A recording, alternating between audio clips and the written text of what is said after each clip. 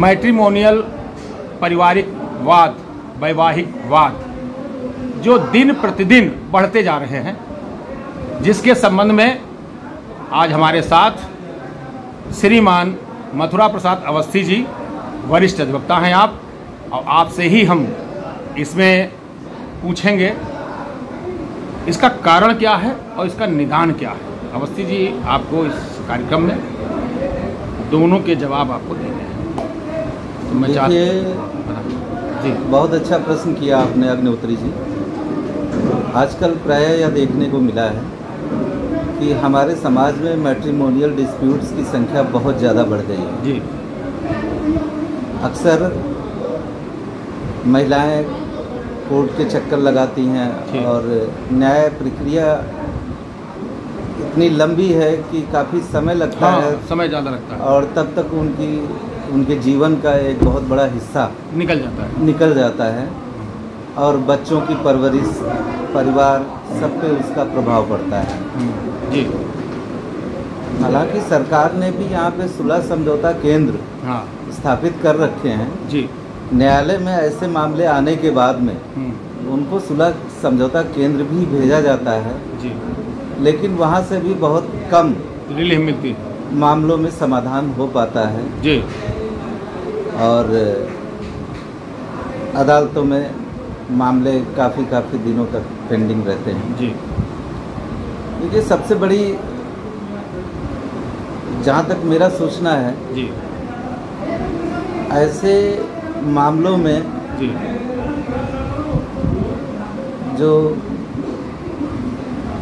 दोनों पक्ष होते हैं जी, उसमें लड़की पक्ष के जो माता पिता हैं जी, उनको एक अहम भूमिका होती है इन सब मामलों में, मायके पक्ष की जी। अगर सुलह समझौता, जिस तरीके से सुलह समझौता केंद्र स्थापित किए गए और सरकार की ये मंशा है कि मैट्रिमोनियल डिस्प्यूट जो हैं वो सुलह समझौता के आधार पर उनका समाधान हो जाए और परिवार आपस में जुड़ जाएं। बिल्कुल सही। अगर ये मैसेज हमारे समाज तक पहुंच जाए और उनके माँ बाप इस बात को सोचें, बिल्कुल सही, जो भी विवाहिताएं हैं उनके माँ बाप को इस बात को सोचना होगा और उन्हें अपने बच्चों को दूरगामी परिणामों से अवगत कराते हुए उनकी स्वयं काउंसलिंग करनी होगी। सही। अगर वो घर पे उनकी स्वयं काउंसलिंग नहीं कर पाते हैं तो फिर वो समस्याएं बढ़ती हैं और मामले न्यायालय में आते हैं, डिस्प्यूट बनते रहते हैं। काफ़ी ज़्यादा पेंडेंसी है और लंबे चलते हैं और लंबे समय तक चलते हैं। जीवन का एक बहुत बड़ा हिस्सा सही है, चला समय बर्बाद होता है और प्रगति भी इससे बाधित होती है। बच्चों की परवरिश पर भी बहुत बुरा असर पड़ता है। अक्सर ये देखा गया है, ईगो की लड़ाई है ये ईगो की लड़ाई है, एक दूसरे को गिराने की स्थिति में लगे रहते हैं। हाँ, तो परिवार है, इसमें ईगो जैसी कोई बात नहीं है, लेकिन होनी नहीं चाहिए।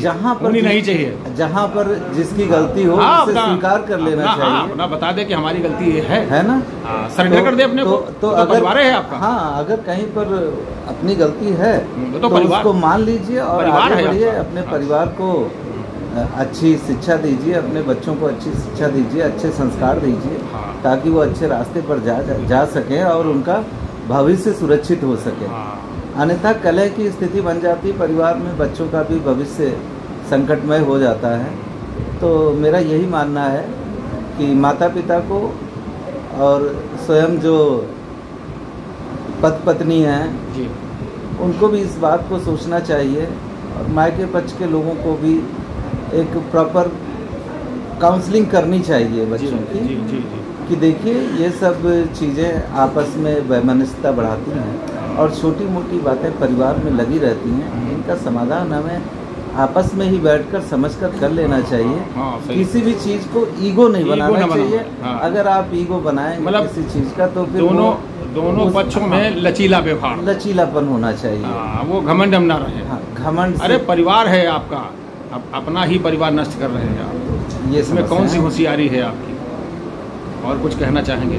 बस यही मेरा कहना है और समाज में हम चाहते हैं कि यही मैसेज जाए। मेरा बाकी विधिक समस्या के जो भी विधिक समस्याएं हैं वो तो हम लोग करते हैं, जो हमसे रिलीफ मिल सकती है वो तो हम लोग करते हैं। उसके लिए हम अधिवक्तागण हैं, हमारे पास आएंगे तो हम भी काउंसलिंग करते हैं, समझाते हैं, लीगली भी प्रोसीड करते हैं जो हो सकता है। बिल्कुल। लेकिन उसमें सहयोग रहता है, हम लोगों की भी ये वरीयता रहती है कि परिवार न टूटें। सही। और परिवार जुड़ने चाहिए आपस में। तो ऐसे मामलों में हम अधिवक्तागण का भी ये प्रयास रहता है सही बात कि मामले निस्तारित हो जाएं और आपस में इस कार्यक्रम में आप आए, बहुत बहुत धन्यवाद आपका। नमस्कार। थैंक यू, बहुत बहुत धन्यवाद।